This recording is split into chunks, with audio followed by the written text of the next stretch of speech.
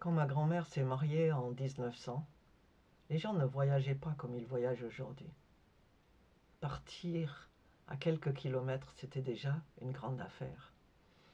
Son voyage de noces, c'était de partir à Lyon, à 100 kilomètres. Et je me souviens que mon grand-père l'embrassait, comme elle disait, dans le train. À l'époque, les trains étaient beaucoup moins rapides qu'ils ne le sont aujourd'hui. Donc le voyage a probablement duré plusieurs heures.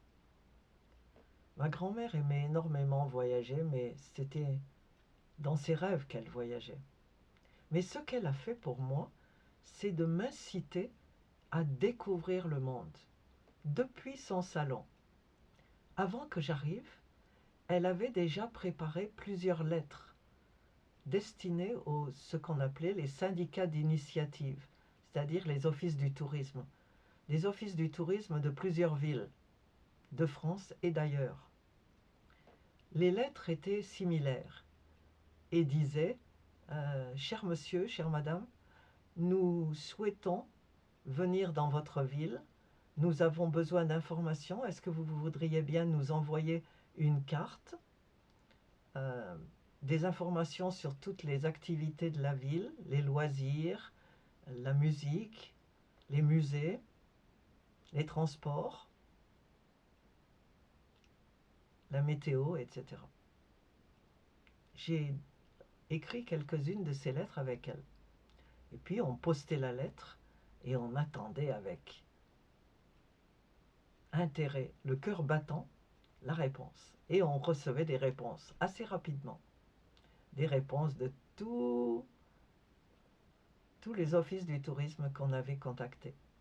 Et chaque lettre était un trésor.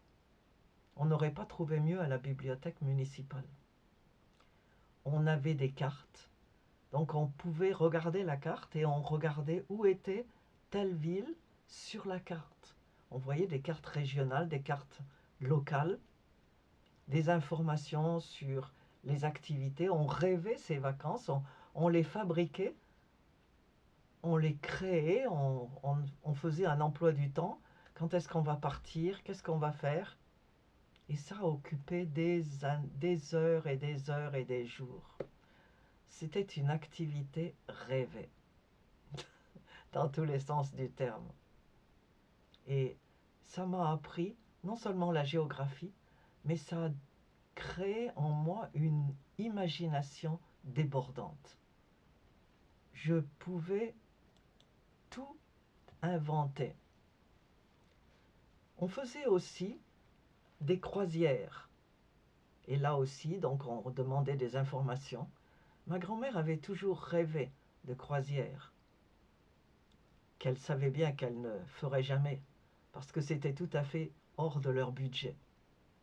Mais elle rêvait de ces croisières.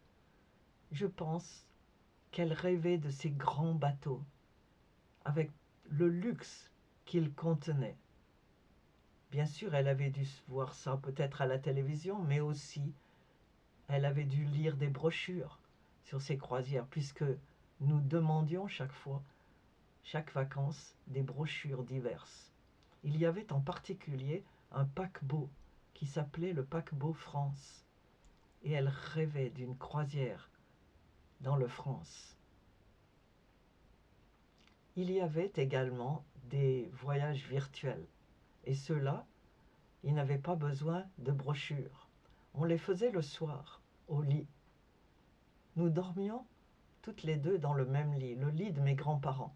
Chaque fois que j'arrivais en vacances, mon grand-père, qui était déjà en chemise de nuit à l'époque, les hommes dormaient en chemise de nuit, avec un bonnet blanc, et je le vois encore à la porte, disant bon ben bonne nuit. Et il s'adressait à sa femme, mais tu l'aimes trop cette petite. Et il allait se coucher. Mais malheureusement, il n'arrivait pas toujours à dormir, parce que nous, au lit, on ne dormait pas. On faisait les oeuvres. Et quelquefois, il était fâché. Et il se relevait, il arrivait à la porte comme un fantôme, et il disait un peu moins de bruit.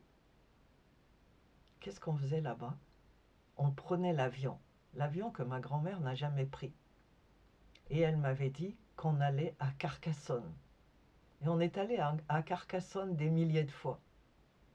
On montait dans l'avion, dans un grand seau dans le lit. On s'installait confortablement sur l'oreiller dans l'avion. Et sans escale, confortablement, on arrivait à cette ville que je n'ai jamais visitée de ma vie. Une ville du sud qui s'appelait Carcassonne et qui était bien connue, toujours bien connue aujourd'hui, pour ses remparts en particulier. Et je pense qu'elle aimait cette ville, en fait, pour la même raison que moi, son nom.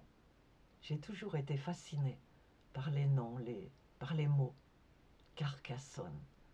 Ça sonnait comme quelque chose d'étrange, d'exotique. On arrivait à Carcassonne et je ne sais plus ce qui s'est passé après. Je n'ai jamais visité Carcassonne, je crois que je m'endormais à l'arrivée.